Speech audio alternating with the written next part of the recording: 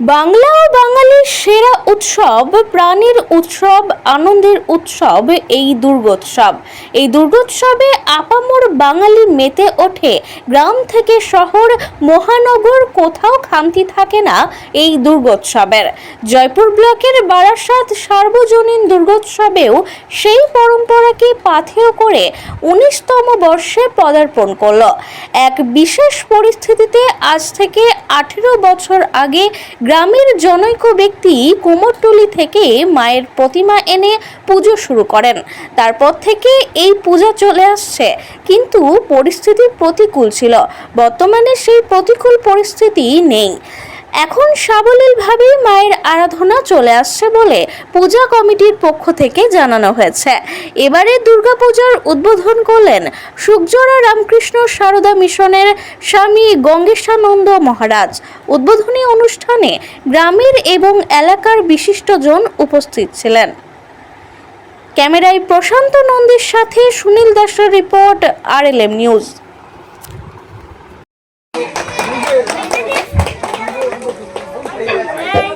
मुखाय च धर्मस्य सर्वधर्मस्वरूपिणे अवतार वरिष्ठाय रामकृष्णाय ते नमः। जननीं शारदां देवीं रामकृष्णं जगद्गुरुं पादपद्मे तयोस्थित्वा प्रणमामि मुहुर्मुहुः। नमो श्री ज्योतिराजाय विवेकानंद सूरये सच्चित् सुखस्वरूपाय स्वामिने तापहारिणे।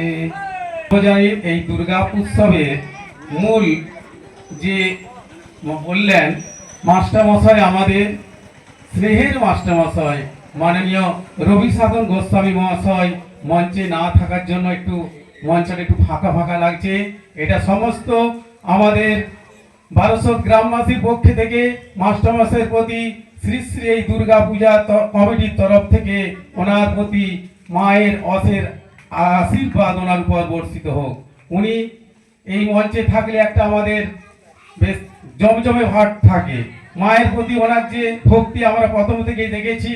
উনি আমাদেরকে বলেছেন যে মনে চলো, আমি ওনার ডাকেতেই এসে আমাদের বারাসাত দুর্গাপূজা এটি একটি অদ্ভুতভাবে শুরু হয়। আমাদের দীর্ঘ 18 বছর ধরে এই পুজো চলে আসছে, এবছর 19 বছরে পদার্পণ করেছে। এই দুর্গাপূজাটি আমাদের প্রথম শুরু করে আমাদেরই গ্রামের একটি ছেলে। সে কুমোরটুলি থেকে পুজো মায়ের প্রতিমা নিয়ে আসে। মায়ের প্রতিমা নিয়ে এসে এখানে পূজা শুরু করে।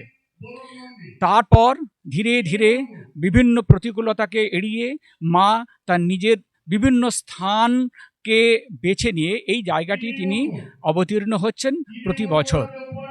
তাই এই দুর্গাপূজা আমাদের এক গ্রামের যে সমস্ত অনুষ্ঠান আছে সেই অনুষ্ঠানের মধ্যে এইটি হলো একটি অন্যতম অনুষ্ঠান।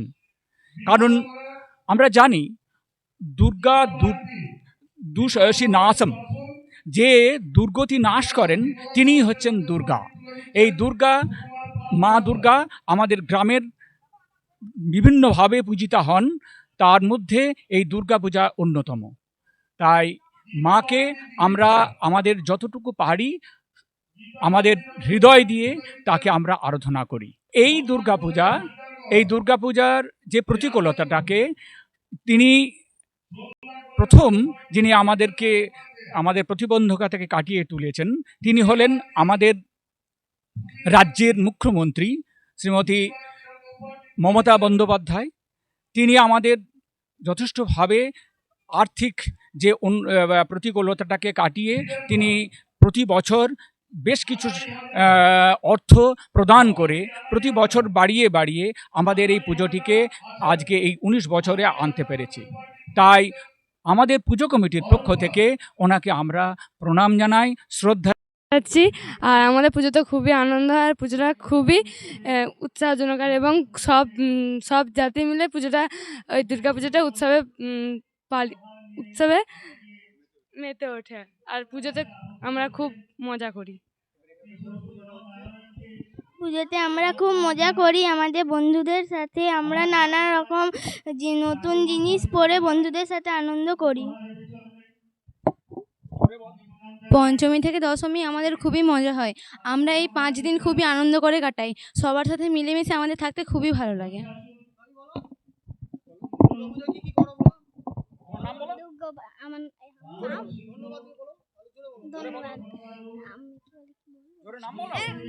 কি বলবো, আমি অগ্নিব গোস্বামী। পুজোতে আমরা খুব মজা করি। পুজোতে আমরা অনেক জামা কাপড় কিনি।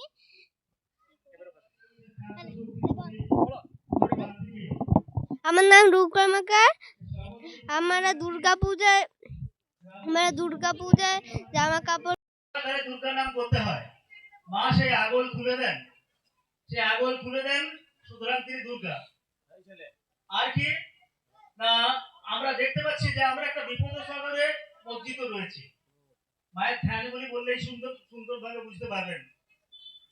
বলা হচ্ছে এখানে, আমি প্রথমেই চালচিত্রের কথাতে যাব।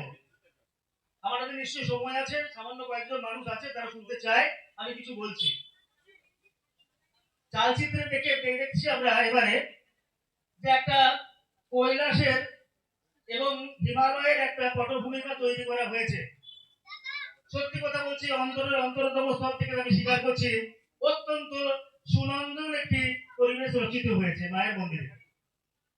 মা এসেছেন, মাকে ছাড়া তো শিব থাকেন না। শিব এবং শক্তি এক এবং অভিন্ন, 1 সেকেন্ডের জন্য ছাড়াছাড়ি হয় না। দেখুন, ঠিক মায়ের দক্ষিণ দিকে শিব ঠাকুরের মূর্তি আছে। এটা প্রতি বছর রাজ হয়। এবার তো ঘড়িটা টাঙানো হয়নি, একটু দুদিন পরে টাঙানো হবে। মা রয়েছেন ভদ্রকালী রূপে, কারণ মহিষাসুরকে তিনি বধ করেছিলেন ভদ্রকালী রূপে। যে সিংহ মহারাজ রয়েছেন, এই সিংহ আর কেউ নন, স্বয়ং বিষ্ণু। কয়েক হাজার বছর ধরে তিনি সাধনা করেছেন মায়ের, যাতে করে তিনি তাকে বহন করতে পারেন। এই সিংহ হচ্ছে বিষ্ণু। তাহলে বিষ্ণু রয়েছেন আর মহাদেব রয়েছেন।